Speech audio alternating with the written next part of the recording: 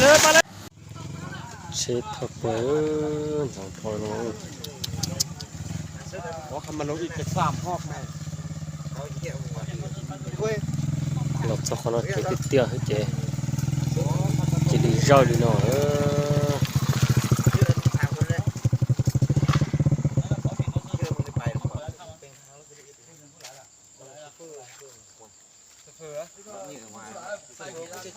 จับปืนมัน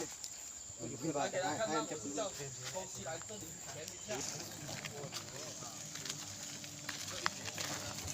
ยุบเลยนี่กบกามาแล้วรถอันนี้กบกามาแล้วก็เจ้าดีหน่อยจะใช้เทียนจังเลยติดเตี้ยดีนะสิ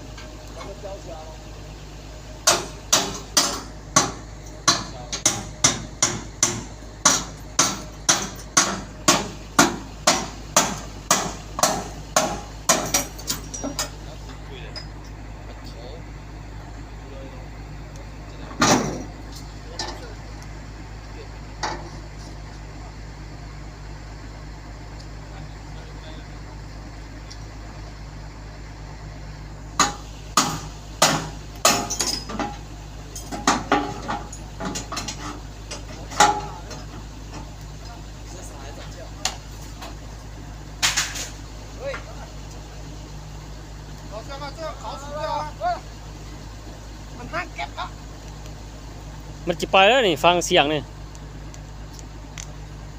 ฟังเสียงมันจะไปแล้วนี่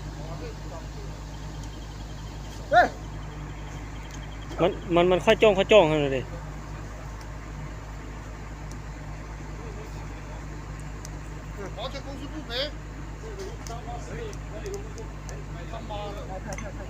在我们国内自己开进撞死一他要赔。买什么保险？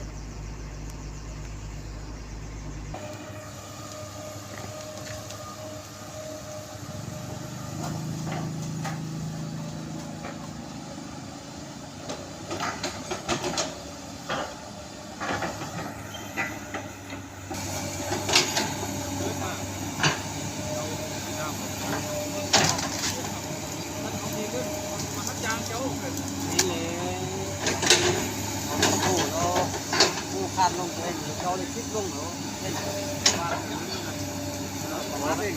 เราเจตนาเนาะมีนับเลย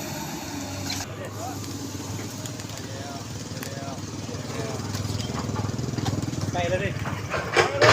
ไปลูกคะแนนรถนี้ไปคะแนนรถนี้ไปแล้วไป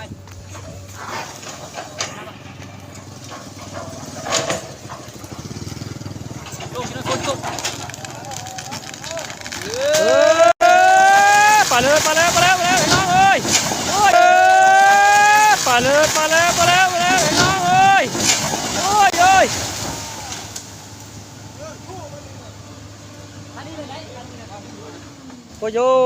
ปิดในนี้เด้อพี่น้องเอ้ยชีวิตสมเตอร์อยู่พี่ใส่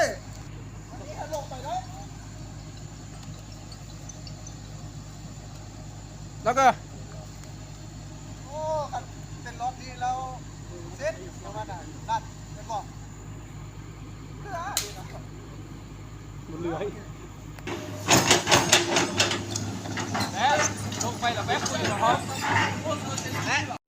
นี่ตัดทางมาเราทางนี้เราดึงลงมาเราล้างยังไง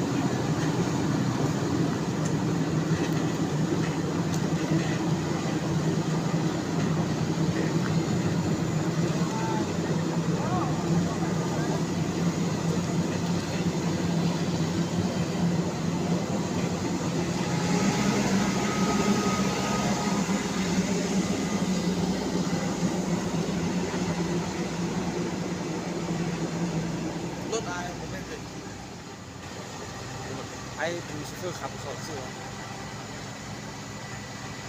มันดูเราดู ทันแล้ว อยู่ในรถนี่ ทำไมดิมันยบล้นวิ่งฮอบเลย เป็นคุณเนาะ บ้านได้โดดแล้ว อยู่ข้าง เตี้ยมันยบไปแต่ยันเลย ข้างล่างคือบริษัทงานคือมันยุดสิที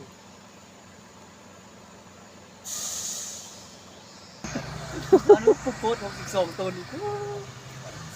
นำพายเข้าเห็ดทางเพลนำพายพี่เราไปนะเมื่อคนนั้นไปมาอยู่ไล่หัวขับปัด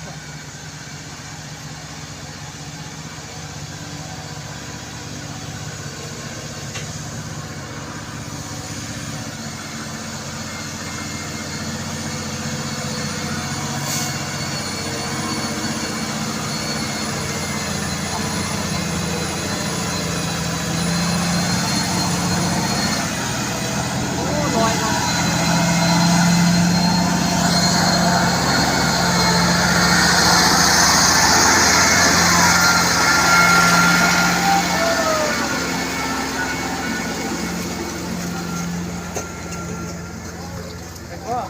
รู้จักเพื่อเฮาว่ายักษ์สุดไปเลย